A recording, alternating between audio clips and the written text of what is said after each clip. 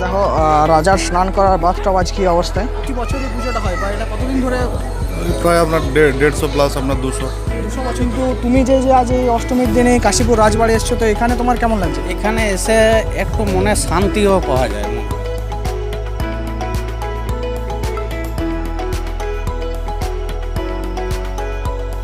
Hello friends, welcome back to our new blog. আজকে কোনো মন্দির না, কোনো মণ্ডপ না, আজ সম্পূর্ণ একটা পুরাতন ঐতিহাসিক জায়গায় আমি এসেছি। সেটা হচ্ছে কাশীপুরের রাজবাড়ি। তো চলো আজ আমরা কাশীপুরের রাজবাড়ির সমস্ত কিছু তোমাদের ঘুরে দেখাবো। অ্যান্ড আজকে যে শুভ অষ্টমীর দিনে যে সাধারণ পাবলিকের জন্য যে জায়গাটা ওপেন করা হয় এবং মায়ের প্রতিমা দেখার সুযোগ করে দেওয়া হয়, তো সেই মায়ের প্রতিমাও দেখবো। তো যদি ভিডিওটি ভালো লাগে, ভিডিওটিতে প্লিজ লাইক করেন, চ্যানেলটিকে এক্ষুনি সাবস্ক্রাইব করে এই ধরনের মজাদার ভিডিও পাওয়ার জন্য। তো চলো আর না করে দেরি, ভিডিওটা তাড়াতাড়ি শুরু করি। ফাইনালি বাইকটা পার্ক করে দিচ্ছি পার্কিংয়ে।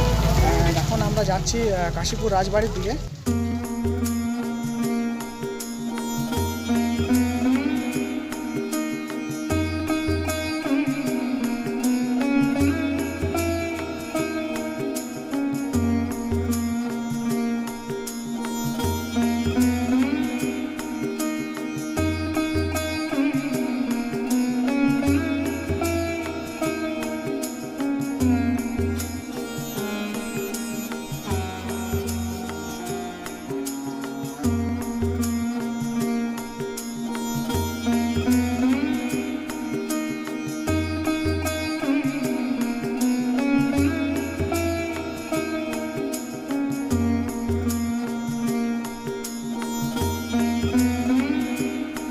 ফ্রেন্ডস দেখো, সামনে রয়েছে কাশীপুর রাজবাড়ি।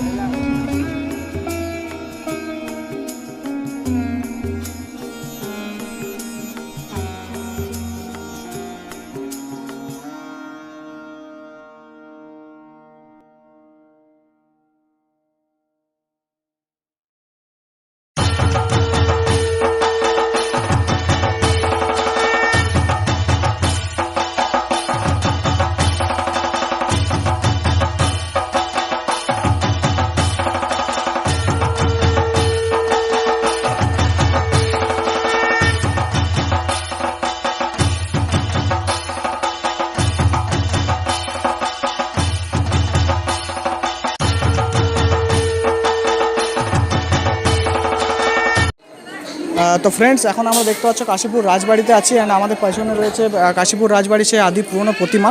অ্যান্ড আমাদের সাথে রয়েছে এখানকার পুরোহিত ঠাকুর মশাই।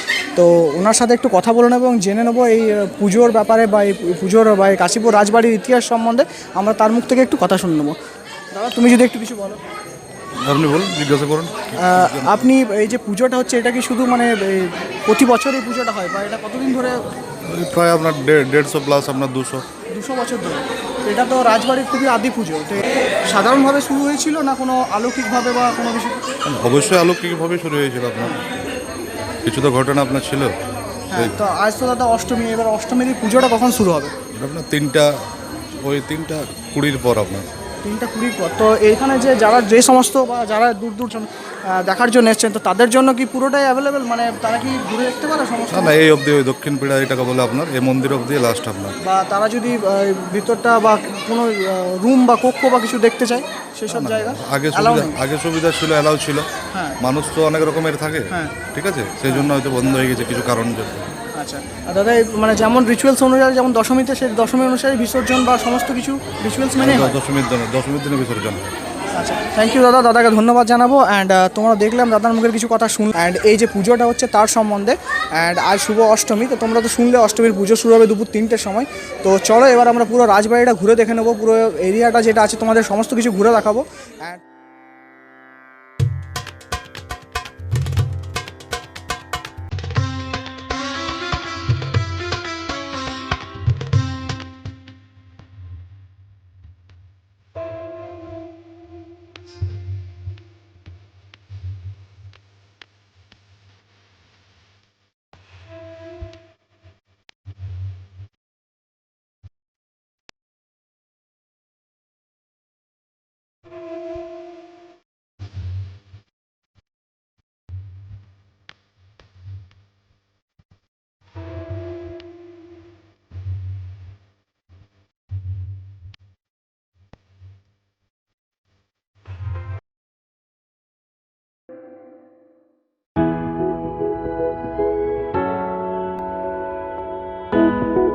দেখছো এই যে সামনে যে জিনিসটা রয়েছে এটা ছিল ঘোড়াশালা, এখানে ঘোড়া রাখা হতো।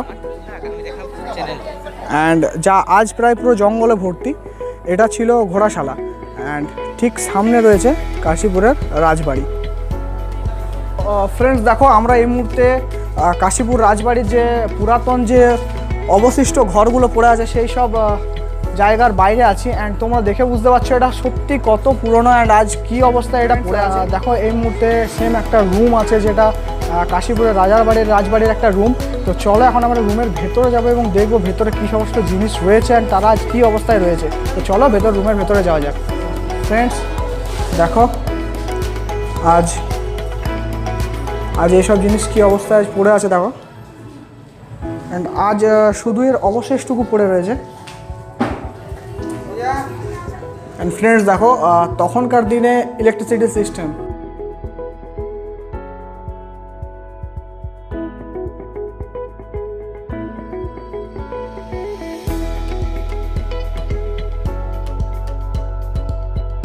তো ফ্রেন্ডস দেখছো এই মুহূর্তে আমাদের সাথে রয়েছে একটা দাদা।